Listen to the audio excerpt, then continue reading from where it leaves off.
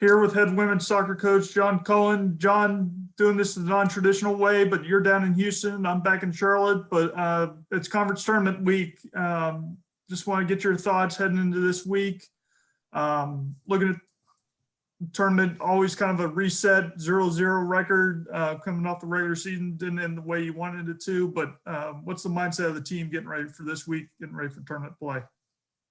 Well, I think, like always, you're always excited to get to a conference tournament. There are no guarantees that teams will get to this stage of the season, especially going through a crazy year like COVID and all the disruptions that every team has had to endure, and getting closed down from time to time, and a few positive cases and a few COVID protocols, and so, when you can look back at the end of the season and say, look, we were in a position to potentially win a divisional title. We came up a bit short with 50 seconds to go, and we've qualified for a conference tournament.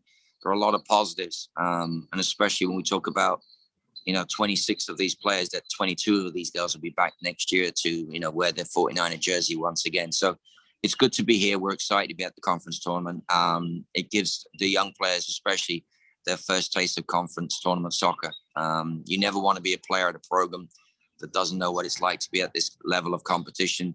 So the sooner they get to experience it, the longer that hopefully they'll be good for this long term. And we'll have 4 years of getting to conference tournament championships and titles and competing. So we're ready to go. The season's done. It was a short season. I think we ended up playing a total of nine games. That would only be about 50% of a normal season. So we're enthusiastic. We're ready to go. We're a little bit banged up from a very tough battle against Western Kentucky, but whatever team we select to put on the pitch on Tuesday against North Texas will be ready to go. When you look back at the season, you've touched on a lot of it already, but 9 games, some interruptions, postponements, cancellations, COVID, just been a weird spring, playing in the spring to begin with. What are some of the things that stand out to you about the regular season? Well, obviously, great gratitude that we could get a season in. A lot of my colleagues around the country talked about getting 3 games, 4 games, no games. So we were grateful that we were able to train since August. We were grateful that we're a chance to win players. The only thing I think any coach will tell you in a shortened season, you don't quite get into a rhythm. You do periodization, train for 2 or 3 weeks, then you might lose 5 days, 8 days, 10 days, and you got to hit the reset button, go all over again. But that's where you're in. That's where your mindset and mentality of a program kicks in. How good and how complete and together the group are in terms of just resetting and refocusing. But, when I look back on it, I was thinking, it was definitely something you couldn't really plan for. You just went with the flow.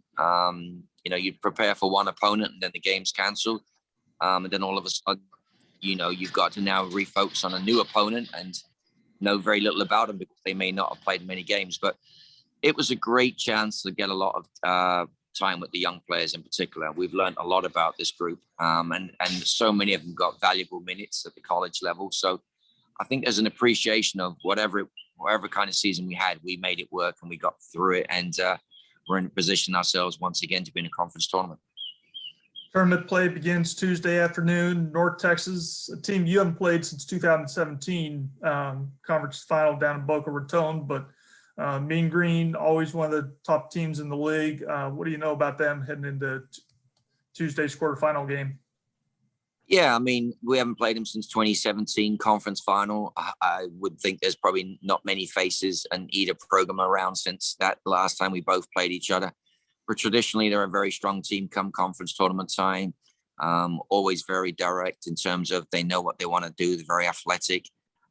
They're a championship caliber team. There's no coincidence they've won titles, and to win that or do that, you have to have a high level of players, a good coaching staff. You have to have a mindset and sort of a culture of expectations of winning. And, I think for us, we're arguably up against one of the conference tournament favorites. But I'd like to think they're looking at us in equally the same light, that we're a team that on our day is capable of beating anybody in this league. And we're excited about the opponent. It's something new. But, their DNA, their playing style is very similar, no matter who they graduate or bring in. They don't deviate from what's worked for them, and they stick with it. And we've got to adapt. A lot of our players haven't seen them previously or at all.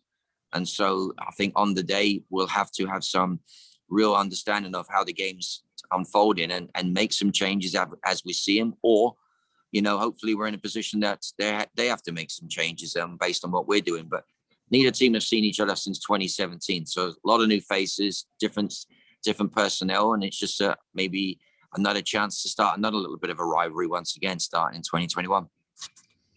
All right, John, thanks for your time today. I know you're busy down in Houston getting ready for tomorrow, but appreciate you catching up with us, and good luck tomorrow. We'll be cheering you on back here in Charlotte. Thanks, Travis. Appreciate it as always. Take care. Go Niners.